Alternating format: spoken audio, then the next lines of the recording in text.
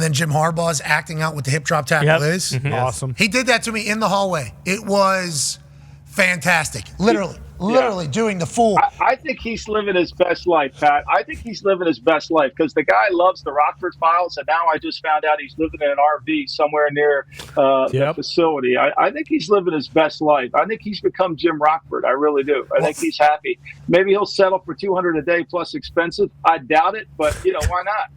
Those RV communities with all the bums in L.A. have a hierarchy. He needs to make sure that he's paying his respects to whoever's in the biggest, baddest, dirtiest RV around there in L.A. But this man is awesome. We just got his business card from Schefter yesterday, and we read it on the internet of all his keys to life and everything he thinks. And it's like, this guy is fantastic. How happy is he? So happy. And how lucky are we? He goes to Michigan. He restores greatness to his alma mater. Yeah. So now every Michigan man and woman forever is going to be like, thank you, Mr. Harbaugh. You're the greatest Michigan Wolverine of all time, which he said if he was dead, as they put dirt on top of the wood on top of him, this is actual quote, and they said I was a good Michigan man, that'd be enough for me, man. So he is now the greatest Michigan man of all time, wins a national championship, gets him back, able to leave without controversy. None. Nobody's mad. All these other coaches leave, their fan base is pissed. Yeah. You're a sellout, especially after winning a national championship. Leaving us like this. He's like, yeah, right? We did it. Okay, cool. Now he's got Justin Herbert, and he's able to do whatever the hell he wants. Everybody has respect for him. Sitting great in the draft. Yeah, he's already been great in the NFL. He's got old friends in the NFL. His brother is now legendary Hall of Fame coach in the NFL already, in a great spot in the draft. He's got an owner that needs it in a city that wants it. They're rebuilding the facility. It's like he's got a great setup, but he also, even if it wasn't a great setup, in his mind, it's like, who's got it better than us?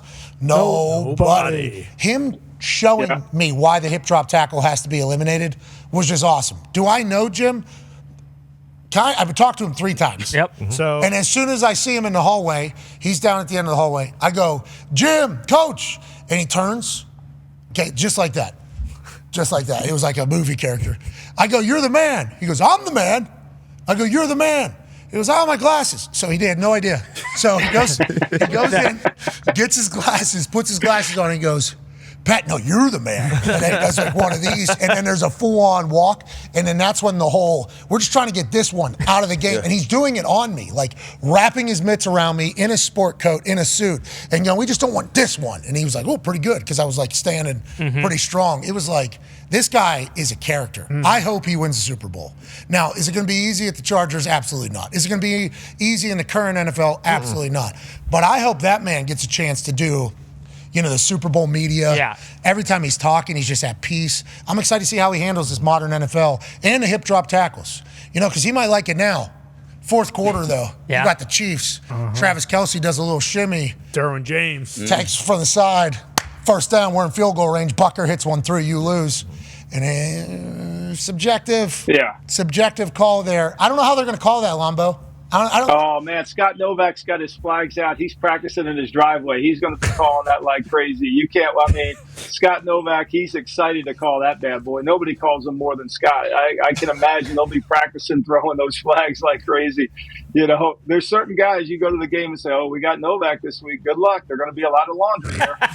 The thing is, they're acting as if it's not, though. They're like, we just want something to be able to find guys so that maybe that'll alter their behavior, seemingly. I don't know. Go ahead. But Pat, it's how they teach it, right? So, the coaches are teachers. And if they can demonstrate how they want the coaches to teach tackling, right? If they can demonstrate this, then the coaches can then educate. It's a little bit like when we tackled the quarterback and used to land on top of him. And then they said, no, you 350-pound man, you have to move your body to the side. Not easy to do, but you got to do that, right? And eventually, these athletes, that as great as they are, they move their body to the side and they were able to adapt to it. It really comes down to how the league wants the coaches and tells the coaches to teach it.